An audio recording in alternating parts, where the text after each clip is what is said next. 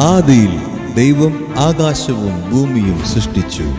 സൃഷ്ടികർമ്മത്തിനൊടുവിൽ ദൈവം മനുഷ്യനെ സൃഷ്ടിച്ച് അവരോട് കൂടി വസിച്ചു. എന്നാൽ സാത്താന്റെ പ്രലോഭനത്തിൽപ്പെട്ട മനുഷ്യൻ വിലക്കപ്പെട്ട പഴം ഭക്ഷിച്ചു. അങ്ങനെ ലോകത്തിലേക്ക് പാപം കടന്നുവന്നു. പാപത്തിന്റെ കറവിണ ഭൂമിയിൽ നോഹയുടെ കാലത്ത് ഒരു പ്രളയമുണ്ടായി. പിന്നീട് വർഷങ്ങൾക്ക് ശേഷം ദൈവം അബ്രാഹത്തെ വിളിച്ച് ജനതകളുടെ പിതാവാകണമെന്ന് വാഗ്ദാനം ചെയ്തു. അതനുസരിച്ച് ദൈവം അവനൊരു പുത്രനെ നൽകി, ഇസഹാക്ക്. ഇസഹാക്കിന്റെ മകൻ യാക്കോബ്. യാക്കോബിന് 12 പുത്രന്മാർ. അവരിൽ ഇഷ്ടപുത്രനായ ജോസഫ് പിന്നീട് ഈജിപ്തിന്റെ അധീപനായി. യാക്കോബിന്റെ കുടുംബത്തെയും ഈജിപ്തിനെയും ക്ഷാമത്തിൽ നിന്നും രക്ഷിക്കാൻ ദൈവം ജോസഫിനെ ഉപകരണമാക്കി. എന്നാൽ വർഷങ്ങൾക്കു ശേഷം ഇസ്രായേൽ ജനത ഈജിപ്തിൽ അടിമകളായി. അടിമത്തത്തിൽ നിന്നും ഇസ്രായേലിനെ രക്ഷിക്കാൻ ദൈവം മോശയെ തിരഞ്ഞെടുത്തു. മോശയുടെ പിൻഗാമിയായ ജോഷുവ ഇസ്രായേൽ ജനത്തെ കാനാൻ ദേശത്തേക്ക് നയിച്ചു. ജോഷുവയ്ക്ക് ശേഷം യുദ്ധവീരന്മാരായ ന്യായാധിപന്മാർ അധികാരമേറ്റു. ദബുറ, ഗിദയോൻ, സാംസൺ തുടങ്ങിയവർ ഇസ്രായേലിനു വേണ്ടി പോരാടി. എങ്കിലും ഒരു രാജാവിന് വേണ്ടി അവർ മുറവിളിക്കൂട്ടി. അതനുസരിച്ച് ദൈവം സാവൂളിനെയും ദാവീദിനെയും സോളമനെയും രാജാക്കന്മാരാക്കി. എന്നിട്ടും ജനങ്ങളുടെ ഇടയിൽ ഭിന്നതകൾ ഉണ്ടായി. അതിന്റെ ഫലമായി ഇസ്രായേൽ വിഭജിക്കപ്പെട്ടു. ജനം ദൈവത്തിൽ നിന്ന് അകന്നു.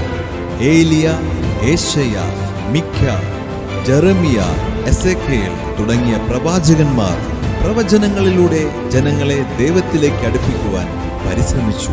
പക്ഷേ ജനം അവരുടെ മുന്നറിയിപ്പുകളെ അവഗണിച്ചു. ഇസ്രായേൽ രാജ്യം വിദേശീയരാൽ ആക്രമിക്കപ്പെട്ടു. ജനങ്ങൾ അസ്രിയായിലും ബാബിലോണിയായാലും അടിമകളായി. ജെറൂസലേം ദേവാലയം നശിപ്പിക്കപ്പെട്ടു. എങ്കിലും ദൈവം അവരെ കൈവടിഞ്ഞില്ല. പ്രവാസത്തിന് ശേഷം ജനങ്ങൾ പതിയെ സ്വദേശത്തേക്ക് തിരികെയെത്തി. എസ്രായുടെയും നെഹെമ്യയുടെയും നേതൃത്വത്തിൽ അവർ ദേവാലയം പുതുക്കി പണിതു. പിന്നീട് ഇസ്രായേൽ ജനം പേർഷ്യക്കാരുടെയും ഗ്രീക്കുകാരുടെയും സിറിയക്കാരുടെയും ഭരണത്തിലൂടെ കടന്നുപോയി. യൂദാസ് മക്കബിയോസിന്റെ നേതൃത്വത്തിൽ ജനം രാഷ്ട്രീയമായി ചെറുത്തു നിൽക്കുകയും മലിനമാക്കപ്പെട്ട ദേവാലയം പുനർസമർപ്പണം നടത്തുകയും ചെയ്തു. അതിനുശേഷം റോമൻ ആധിപത്യത്തിലേക്ക് യഹൂദജനം പ്രവേശിച്ചു. ഈ നാളുകളിൽ ഒരു തരത്തിൽ ദൈവം നിശബ്ദനായിരുന്നു. വലിയ പ്രവചനങ്ങളില്ല, അത്ഭുതങ്ങളില്ല, ദൈവദൂതന്മാരുടെ ദർശനങ്ങളില്ല. ഒടുവിൽ ഈശോയുടെ ജനനത്തിലൂടെ ആ നിശബ്ദത ഭേദിക്കപ്പെട്ടു. ദൈവപുത്രനാണെന്ന് തെളിയിച്ചുകൊണ്ട് അവൻ നീതിമാനായി ജീവിച്ചു, സത്യം പഠിപ്പിച്ചു, അത്ഭുതങ്ങൾ പ്രവർത്തിച്ചു. നമ്മുടെ പാപങ്ങൾക്ക് പരിഹാരമായി കുരിശിൽ മരിച്ചതിലൂടെ ദൈവസ്നേഹത്തിന്റെ പൂർണ്ണത അവൻ നമുക്ക് കാണിച്ചു തന്നു. അവൻ കല്ലറയിൽ അടക്കപ്പെട്ടു. പക്ഷേ 3 ദിവസങ്ങൾക്ക് ശേഷം പാപത്തെയും മരണത്തെയും തോൽപ്പിച്ചുകൊണ്ട് അവൻ ഉയർത്തെഴുന്നേറ്റു. ദൈവസ്നേഹത്തിന്റെ സുവിശേഷം പ്രസംഗിച്ചുകൊണ്ട് അവന്റെ അനുയായികൾ ലോകമെങ്ങും ചുറ്റി സഞ്ചരിച്ചു. ഇപ്പോൾ നമ്മളും ഈ കഥയുടെ ഭാഗമാണ്.